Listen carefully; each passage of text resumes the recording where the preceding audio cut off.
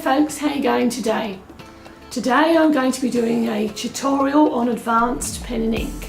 So I'll be working on a full-size sheet of watercolour paper and it's a great scene putting into practice all the techniques we've been learning over the last few weeks. So I really hope you enjoy it, and don't forget to subscribe and press the little bell thingy, and then when all my new films come along you'll automatically get them. And I hope you enjoy. Thank you very much. Hi everyone, how are you going today? Today I'm going to be working on a full-size pen and ink sketch of an old Queenslander. So I've diluted my soluble ink and I've got my pen ready. So I also have a watercolour brush. So I hope you've watched episode 4, how to make your own ink pens. And you've also watched episode 5, basic pen and ink techniques, because that will be needed, your skills will be needed for this. Also, you would need to have watched episode 6, semi-advanced pen and ink. So now I'm roughing in with the pen and ink. I'm working on just white cardboard today. There's many different surfaces that pen and ink can be worked on. In one of my previous episodes, I teach you how to stretch watercolour paper, if that's what you're going to use. Or if you're only just beginning, you can work on photocopying paper, and I talk all about how to prepare that before you start. Today I'm working on card, which is actually matte board. Matte board is the board that goes around the edge of a watercolour painting. Just popped up into the left-hand corner of the screen now is my trademark, which appears in my books and in all of my films. I write the Jane Agatha series, which is historical fiction for all ages. And throughout the story is a little dog that has a map of Australia on it. So obviously this film has been sped up.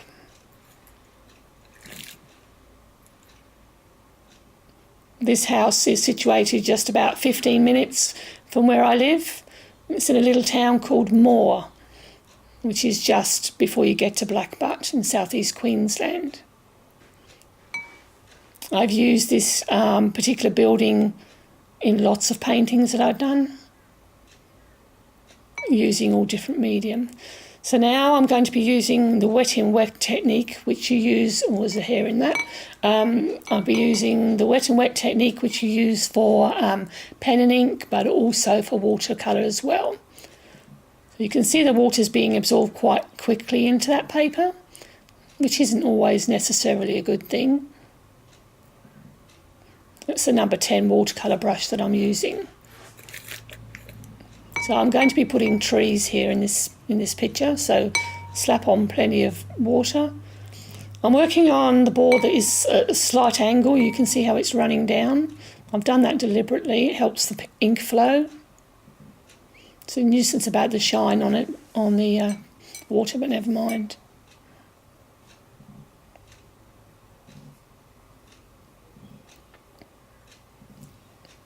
I think sometimes that pen and ink is a very good introduction to watercolour.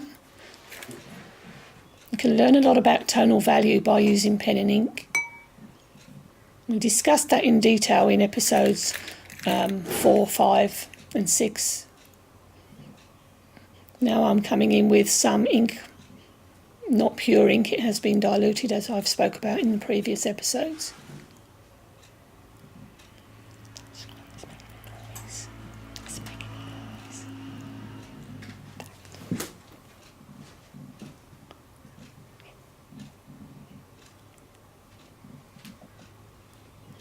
Just on the left-hand screen now is an oil painting which I did of the property, with the Clydesdale horse in the background, and a cow and my 2 little Jane Agatha dogs.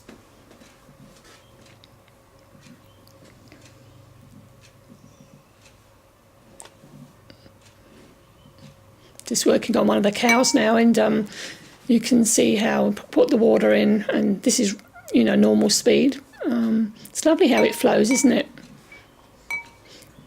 I'm using a tissue now to dust out or sort of dab out the excess ink.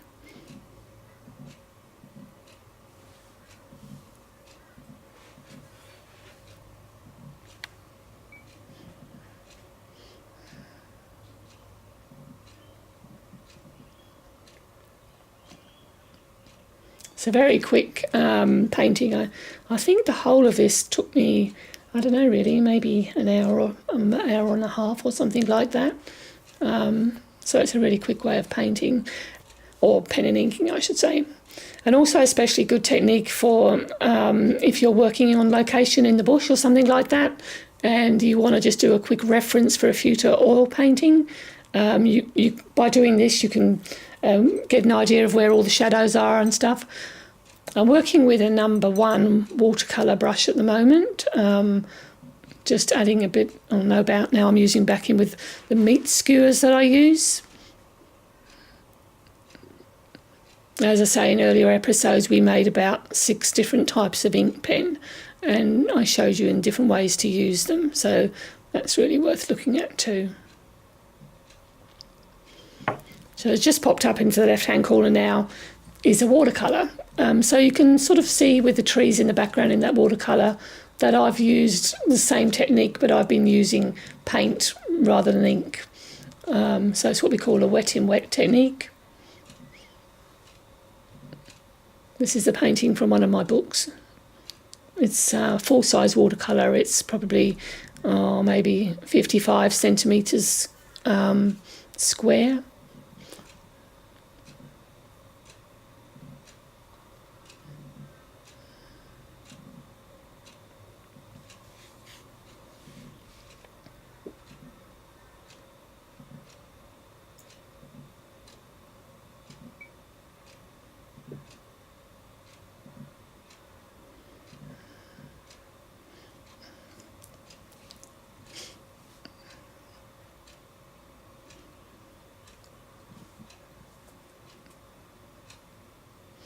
Can also, a number of my films are on basic drawing and advanced drawing.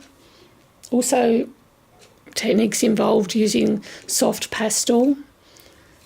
There's oil painting for beginners and advanced. Really, I'm just sharing the knowledge that I've used for my painting, the technique that I've used over the years. Everybody finds their own technique and their own way of doing things. I'm just sharing with you the way that I do it, and if you pick up any or work with any of these ideas and your own too, I mean, that's what it's all about. Now you can see I've signed my painting there already. I always sign my pictures well before they're finished. A painting for me is all about the work being balanced, and sometimes I can spend hours with an oil painting or something and getting it really balanced, and then just by plonking your or my signature in the middle of a blank area or something, if you like, upsets the balance of the painting. So by signing it halfway through or something, you don't get this problem. Probably I'm a bit nitpicking really, but anyway.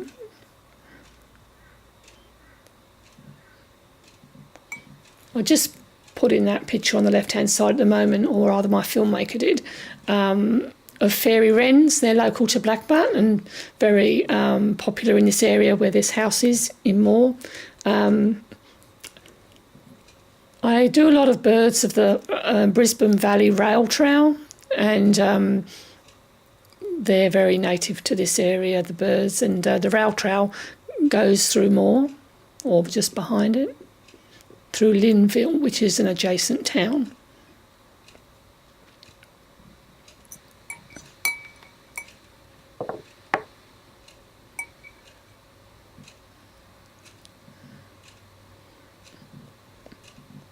As with all paintings, I thought I'd finish back there, and then I stood back and had a look at it, and then thought, no, still some more detail to go. I wanted to bring that cow a little bit more forward and a little bit more shadow. And then, of course, always there's the danger of that you just keep going too much, So there now on the left is a second oil painting of this same house, slightly different to the oil painting earlier. This one, there's like a young girl who's been delivering vegetables in like a trolley thing with a bike, you know, where they had the vegetables in the olden days and they've spilt all over the road. So one good thing when you do a sketch like this, you can use it with so many different paintings. You've got the foundation once you've done the building once. That's my little trademark that's just popped up in the corner there in the painting. Next to the painting, the trademark, as I say, is in all my books, and I also include the little dog somewhere hidden throughout all of my paintings. So I hope you've enjoyed watching this film, and you can find me on Facebook. Just search for Janet Skinner, artist and author. And I also have a website, janetskinner.com. On Facebook, I upload my just stills of each painting as I do them each week. And more or less each week there are films posted of the paintings that I do. So, you know, hope you enjoy the little tips. You can always, on Facebook, send me, private message me any questions you have about any particular technique. Thank you very much for watching the film.